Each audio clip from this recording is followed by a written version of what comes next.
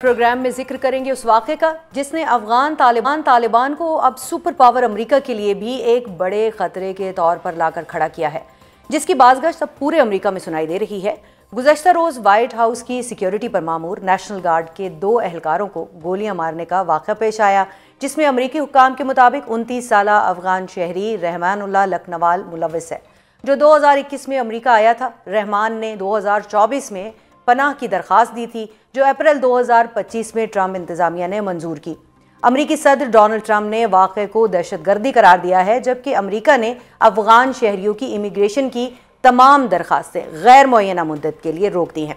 अब यूरोपीय union institute of securities studies की रिपोर्ट के मुताबिक अफगान तालिबान रजीम ने मुल्क में सरगर्म दहशतगर्द तंजीमों के अरकान को अफगान पासपोर्ट जारी किए और अब अफगान तालिबान रजीम पूरी दुनिया के अमन के लिए संगीन खतरा बन गए हैं।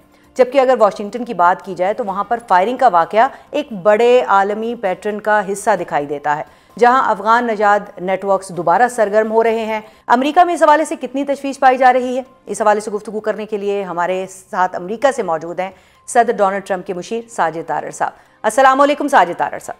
वालेकुम सलाम, thank you so much for having me. Welcome Tarar साहब। क्या अब वाइट हाउस वाक़े के बाद तालिबान को अमेरिका के लिए भी एक बड़ा खतरा समझा जा सकता है?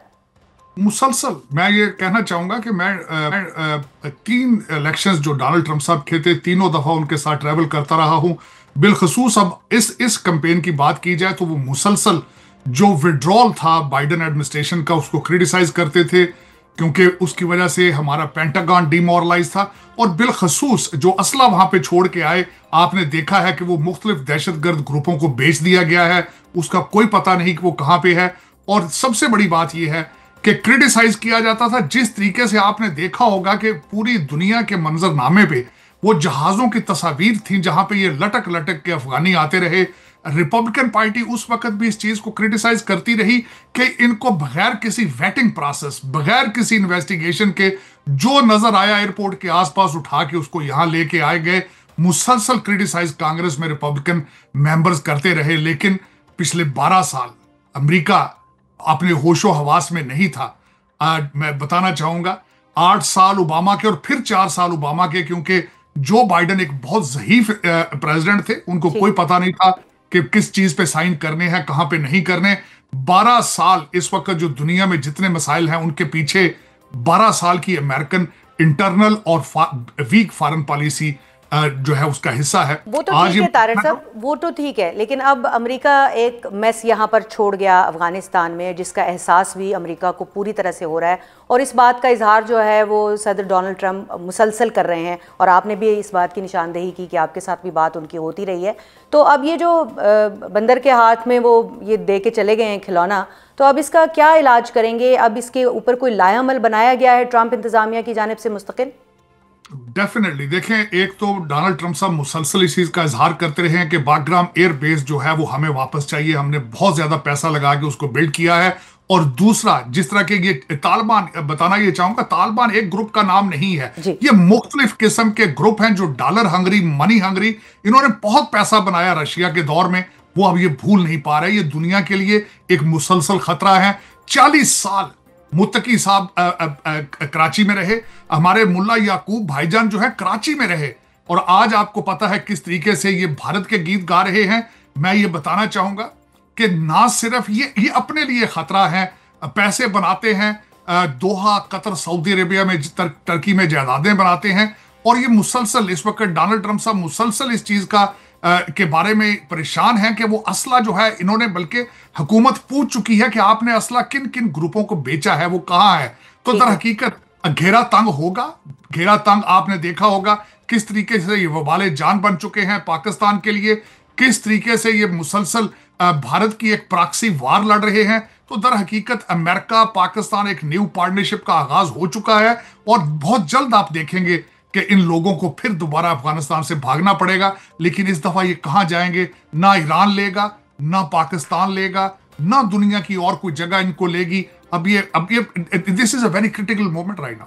क्रिटिकल तो है मोमेंट, और हमसे ज़्यादा कौन समझ सकता है जो पाकिस्तानी है, जो मुसलसल ये फितनौल खारिज की जो कार्रवाइयाँ हैं उनका निशाना है, और जिस तरह से हमारे बच्चे और हमारे जो यहाँ पर जो आप देखें कि कोई इदारा महफूज नहीं है, कोई जो पाक फ़ौज के जो हमारे जवान हैं वो महफूज नहीं है। आप देख लें कैडेट कॉलेज वाना पे क्या हुआ है, अभी एफसी की जो हमारा हेडक्वार्टर है वहाँ पर क्या हुआ है, इस्लामाबाद के अंदर तक ये पहुँचे हैं। लेकिन हम मुसलसल सुन रहे हैं बगराम एयरबेस के हवाले से, तो क्या अमेरिका वापस बगराम एयरबेस का कंट्रोल लेने के बारे में सोच रहा है? एब्सोल्युटली, मैं समझता हूं कि उस अमेरिका की उस एयरबेस के ऊपर प्रेजेंस जो है इस रीजन को स्टेबलाइज करने के लिए इट इज वेरी इंपॉर्टेंट। आप देख रहे हैं किस तरीके से अभी चंद हफ्ते पहले अमेरिकन एम्बेसडर जो इस वक्त इस्लामाबाद में मौजूद हैं, उन्होंने मोहसिन नकवी साहब के साथ बैठ के अपनी सपोर्ट का इजहार किया। उन्होंने जो पाकिस्तान ने कुर्बानियां दी हैं दहशत गर्दी के खिलाफ उसको रिकग्नाइज किया। आपने देखा होगा कि डोनाल्ड ट्रंप एडमिनिस्ट्रेशन और हमारे फील्ड मार्शल साहब की जो अलायंस है इस वक्त मैं समझता हूं मिसाली है। आपकी मिलिट्री डिप्लोमेसी जो है काम कर रही है, और आप देखेंगे बड़ी जल्दी अफगानिस्तान जो है वो उनको पता चलेगा कि इट इज नॉट वो दिन गए जब खलील मियां फाख्ता उड़ाया करते थे। देखिए, यहाँ पर इस्लामाबाद में आपने नेटली बेकर साहिबा की जो मुलाकातें हैं उनका हवाला दिया है, लेकिन अगर हम वहाँ पर मौजूद जो अमरीकी इस्टेब्लिशमेंट है उसकी बात करें, अमरीकी हुकूमत की बात करें, तो क्या आने वाले दिनों में अफ़गान मुहाजिरीन के लिए और ख़ास तौर पर जो अमेरिका में बसने वाले अफ़गान हैं उनके लिए मुश्किलात में इजाफा देख रहे हैं हम? बिल्कुल देख रहे हैं। आपने खुद अपने इब्तदाइये में जो कहा है कि ना सिर्फ अब अमेरिका बेजार है इनसे, बल्कि आपने देखा होगा यूरोपियन यूनियन और कई स्कैंडिनेवियन कंट्रीज जो हैं इनको इंसेंटिव दे रहे हैं कि यहां से ये निकलें, क्योंकि ये प्रूव कर चुके हैं कि ये जहां जाते हैं दे आर ट्रबल मेकर्स। ये जहां जाते हैं वहां ये अपना जो है वो रंग, आपने देखा होगा यूरोप में इनके ऊपर कई एक्विजिशंस हैं, बच्चियों को रेप करना, बच्चियों को मारना, इंटीग्रेट ना करना। पाकिस्तान जहां 40 साल दूसरी तीसरी नस्ल इनकी ग्रो की है, इन्होंने उनके साथ वफा नहीं की, तो अल्टीमेटली आपका क्या ख्याल है अमेरिका इन सारी चीजों को देख नहीं चले हम वैसे तो वहां पर पेश आने वाला वाक़या बहुत अफसोसनाक है, लेकिन हम इस पर खुश हैं कि अब एटलीस्ट जो है वो अमेरिका भी उस सारे दर्द को और उस तकलीफ को समझ रहा है जो कि हम कई सालों से जो वो बर्दाश्त करें। आखिर में मुख्तसरन मुझे ये बताइएगा कि यहाँ बहुत हम गुफ्तगू सुन रहे हैं, बाज़कश सुन रहे हैं कि इस वक्त ताल्लुकात बेहतर हो रहे हैं जो ट्रंप इंतज़ामिया है उनके, और ख़ास तौर पे ख़ुद सदर डोनाल्ड ट्रंप के पाकिस्तान के साथ। तो क्या हम आने वाले कुछ दिनों में, कुछ महीनों में सदर डोनाल्ड ट्रंप का जो है वो पाकिस्तान का दौरा देख रहे हैं? आप साथ ट्रैवल करते रहे, कोई ऐसी गुफ्तगू हुई है? देखिए, बात हुई है, इस वक्त एडमिनिस्ट्रेशन जो है इस चीज पे गौर कर रही है। 2026 ना सिर्फ पाकिस्तान बल्कि भारत उस रीजन में एशिया के दौरे की बातें हो रही हैं इस वक्त। और एब्सोल्युटली आप देखेंगे कि डोनाल्ड ट्रंप साहब अपने इसी टर्म के अंदर पाकिस्तान तशरीफ लेकर जाएंगे। पाकिस्तान के इस वक्त अमेरिका के साथ आइडियल रिलेशनशिप है, डिफेंस के लिहाज से, इकोनॉमी के लिहाज से। उस रीजन में पाकिस्तान, अमेरिका और चाइना के दरमियान एक ब्रिज बनेगा। आपकी military diplomacy is touching the roof right now. बहुत शुक्रिया साजिद तारर साहब, आप जाते जाते हमें खबर देकर गए हैं कि इस हवाले से अब जो है वो 2026 का साल जो है वो इम्पोर्टेंट है।